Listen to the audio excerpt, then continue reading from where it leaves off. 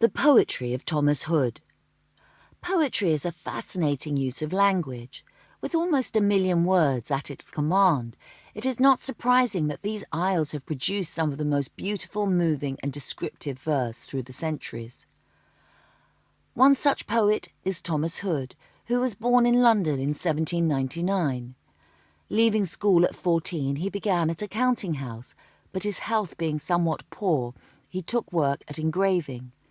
Again his health failed him, and he was sent to relations in Scotland. Here, it is thought, began his interest in the outdoors and poetry.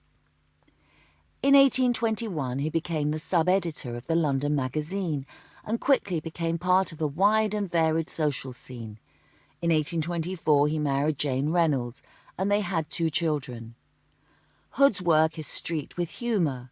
In his day, some of his poems were translated for sale in Europe, an unusual occurrence, but one that shows his reach and influence on the poetry scene.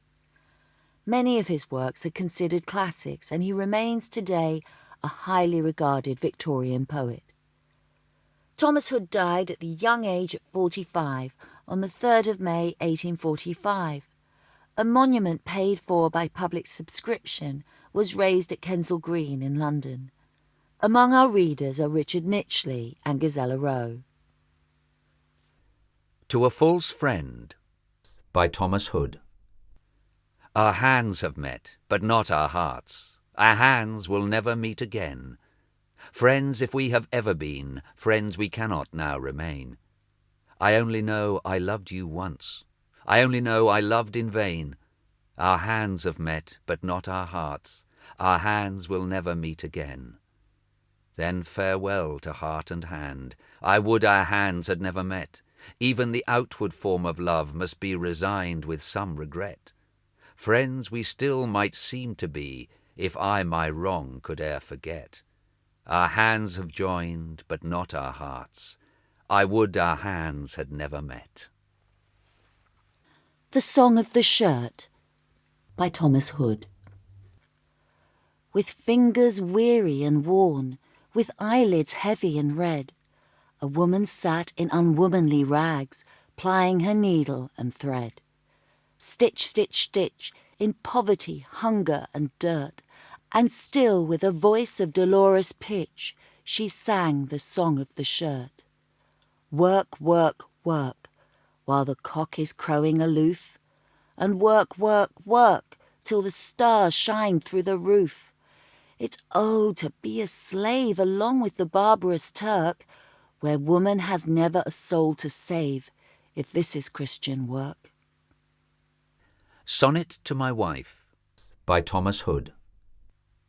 The curse of Adam, the old curse of all, though I inherit in this feverish life of worldly toil, vain wishes and hard strife and fruitless thought in care's eternal thrall. Yet more sweet honey than of bitter gall I taste through thee, my Eve, my sweet wife. Then what was man's lost paradise, how rife of bliss, since love is with him in his fall?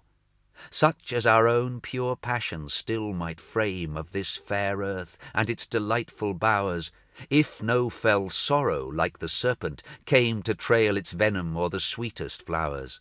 But oh, as many and such tears are ours as only should be shed for guilt and shame. False poets and true, to Wordsworth. Look how the lark soars upwards and is gone, turning a spirit as he nears the sky. His voice is heard, but body there is none, to fix the vague excursions of the eye. So poets' songs are with us, though they die obscured, and hid by death's oblivious shroud. And earth inherits the rich melody, like raining music from the morning cloud. Yet few there be who pipe so sweet and loud, their voices reach us through the lapse of space. The noisy day is deafened by a crowd of undistinguished birds, a twittering race. But only lark and nightingale forlorn fill up the silences of night and morn. I Remember, by Thomas Hood.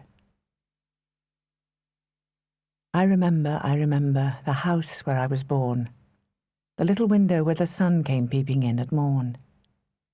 He never came a wink too soon, nor brought too long a day. But now I often wish the night had borne my breath away. I remember the roses red and white, the violets and the lily cups, those flowers made of light, the lilacs where the robin built, and where my brother set the laburnum on his birthday. The tree is living yet.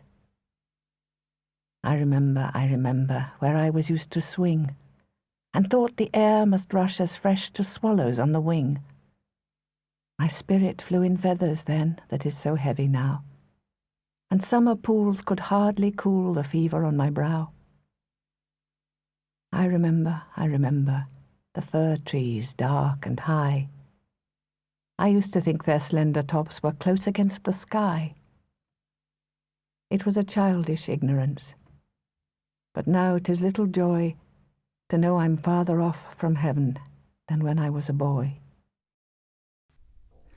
Death by Thomas Hood. It is not death that sometime in a sigh this eloquent breath shall take its speechless flight, that sometime these bright stars that now reply in sunlight to the sun shall set in night, that this warm conscious flesh shall perish quite, and all life's ruddy springs forget to flow, that thoughts shall cease, and the immortal sprite be lapped in alien clay and laid below. It is not death to know this, but to know that pious thoughts, which visit at new graves in tender pilgrimage, will cease to go so duly and so oft.